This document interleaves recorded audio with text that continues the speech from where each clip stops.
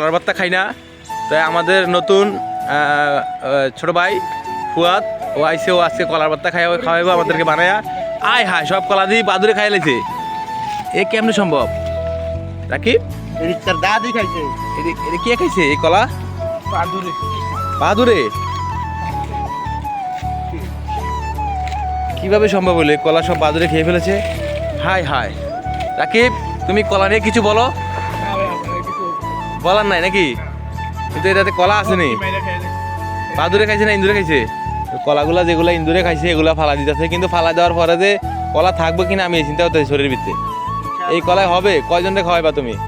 তোমার যে বাহিনী, তোমার বাহিনী তো প্রচুর। এই কলা হবে না, আরো কলা লাগবে। হবে? আমাদের কিন্তু সব আছে কলার ভর্তা বানানোর, একেবারে একটু জেদ সব।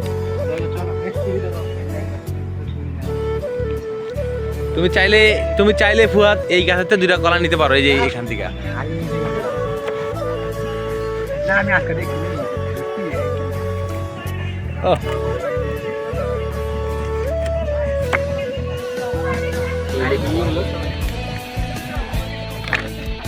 এখন কলাগুলো আমরা শুইলা নেবো একে একে, সবাই হাতাহাতি করে চলতেছে, আমি চলতেছি, ফুয়াদ চলতেছে, সাথে ছোট ভাই জাহিদ আছে, ও চলতেছে।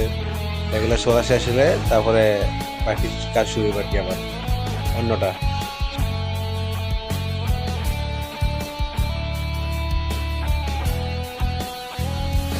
কলা চলা শেষ, এখন কলাগুলো আস্তে আস্তে ফুয়াতে সবগুলো কুচা লেবো। কোচা শুরু হয়ে গেছে, উড়াদুরা করতেছে। কোচা প্রায় শেষ পর্যায়ে, তো এখন কোচা শেষ আমাদের অলরেডি। এখন ময় মশলা সব দেওয়া হইব, যে মরিচি গুঁড়া দিতেছি, তারপরে আস্তে আস্তে লবণ দিব, চিনি দিব, যা যা লাগে সব প্রয়োজন মতন দিয়া মাখাই নিতে হবে আর কি ভালো করে। সাথে তো সরিষার তেল না দিলে তো জমবেই না, কারণ ভর্তার ভিতরে বর্তমানে সরিষার তেল দিলে ভর্তা সেই স্বাদ হয়। জোরে বাধা দাও, জোরে, তাহলে রস বাড়ি। রস বাড়ি তো হয় না তো, আজকে এটা কষ্ট হয়েছে, এটা উফু উফু করবো। কলার ভর্তার কষে ক্যান্সার করবো।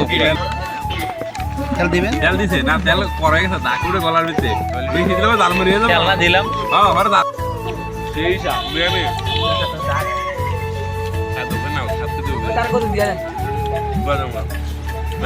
আমার সার গিত্রি করে, ওই যে রান দেয়, আমার সার গিত্রি করে ওই খাইতে পার না, মোবাইল দেখ না কি যে দিতে পুরো তেল লাগে।